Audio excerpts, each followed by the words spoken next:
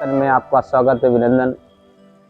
आज हम परमात्मा के प्राप्ति में कारण को जानने के लिए, बाधाएं जो हैं उसको जानने के लिए तो उस पर चर्चा करेंगे।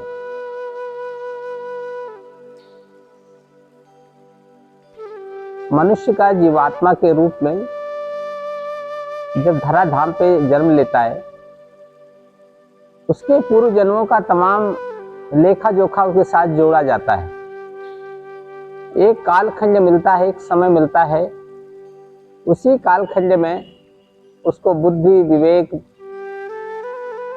ज्ञान, ये सब कुछ प्रदान करके परमात्मा धरती पर भेजता है मनुष्य की योनि में।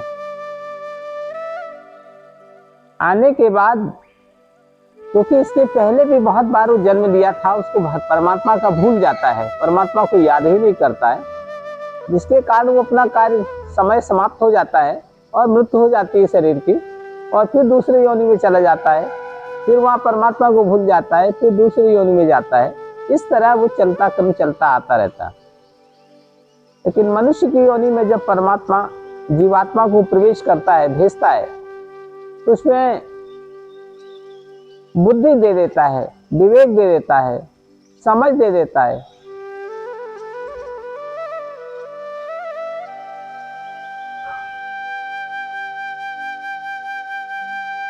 ताकि अपने पूर्व जन्मों का जो जन्म हो रहा है, बार बार हो रहा है, उसके बारे में जान सके, समझ सके,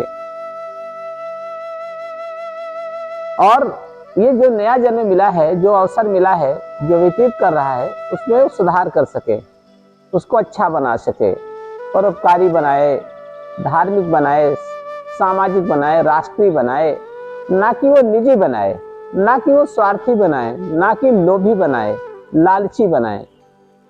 इसको बचने के लिए, इन विकृतियों पूर्ण जीवन को बचाने के लिए, ना कि कंजूस बने, ना कि विकृति बने, अकर्मण बने, ये जितने प्रकार का ये विकृति है जीवन में, इससे कैसे वो बच सके,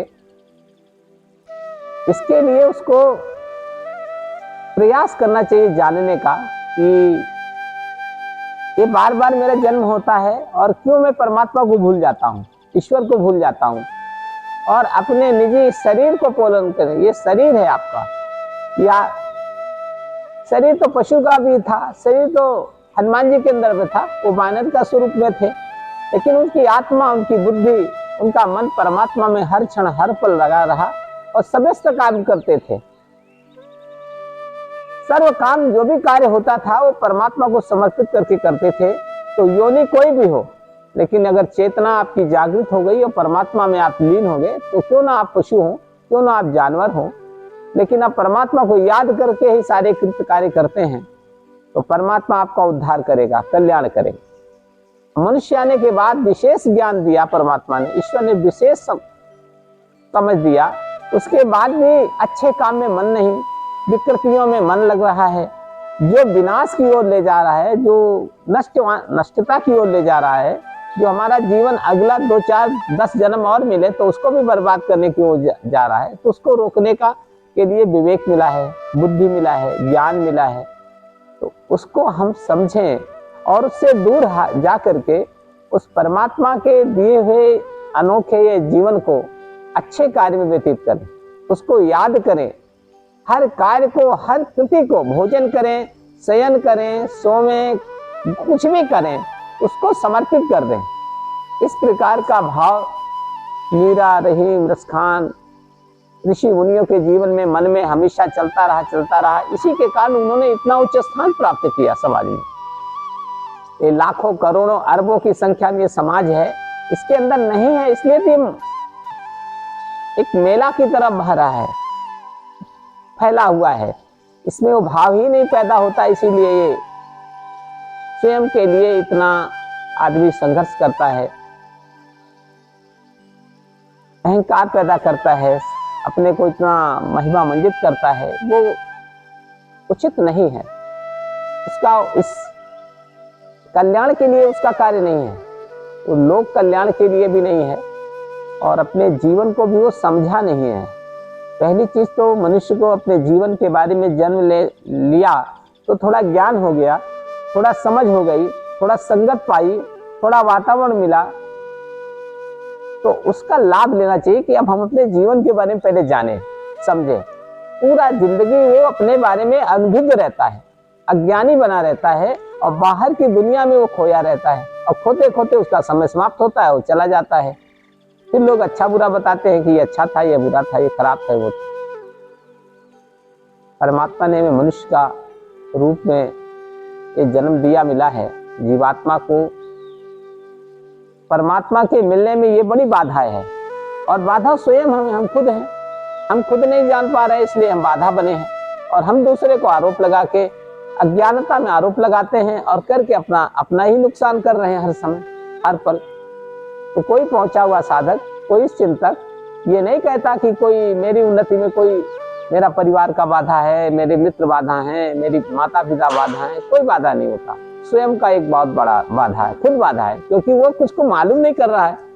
अपने पास कितना पैसा है उसको खुद ही नहीं पता है, यानी अपने पास क्या ज्ञान है उसको मालूम नहीं है, और भटका भटका रहता है और दूसरे पर आरोप लगाता रहता है। तो उसकी गलत है, वो अपने अगला जन्म बिगाड़ रहा है, अगले जन्म को नुकसान दे रहा है।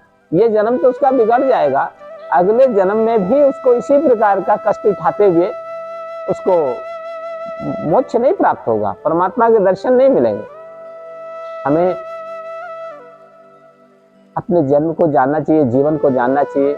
अब आप अपने को हम जान लें तो परमात्मा निश्चित आप जान लेंगे। परमात्मा का स्वरूप है, परमात्मा ऐसे हैं और वो हमको कैसे जीवन चाहिए।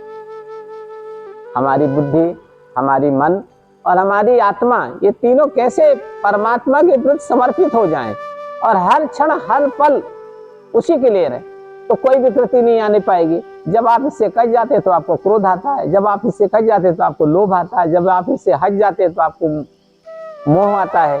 तो जब आप उससे जुड़ जाएंगे तो पूरी तौर से आपका जीवन अच्छा बनता जाएगा, और आपने अपने जीवन के बारे में खुद जान जाएंगे कि ये जीवन कैसा है और क्यों ऐसा हो रहा है।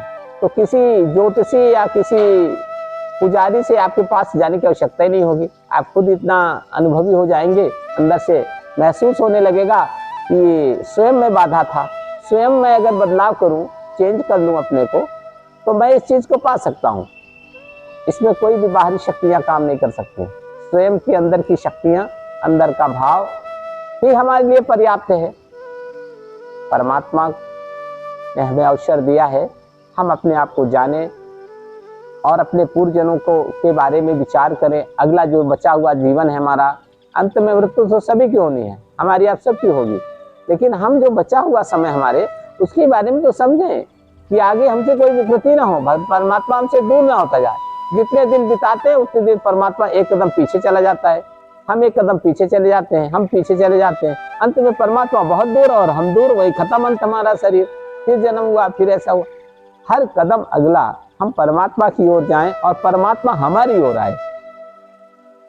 ऐसा जब ज्ञान हो जाएगा, जानकारी हो जाएगी, तो हर काम उसी प्रकार करेंगे तो निश्चित है आपका जीवन, ये जन्म जो हुआ इसको सफल भी बनाएंगे। अगला जो जन्म मिलेगा, अगला जो अवसर मिलेगा, उसको और अच्छा सा बनाएंगे। और इस संसार में जितने लोगों से हम जुड़े हैं, व्यक्ति से लेकर के परिवार, समाज, राष्ट्र, ये सब से जुड़े हुए हैं हम, सबको सुखी, सबको आनंदित करेंगे, कल्याण करेंगे, उपकार करेंगे, भला करेंगे, और इसी प्रकार अपने जीवन को भी धन्य बनाएंगे, अपना जीवन सफल और पूर्ण करेंगे। जय।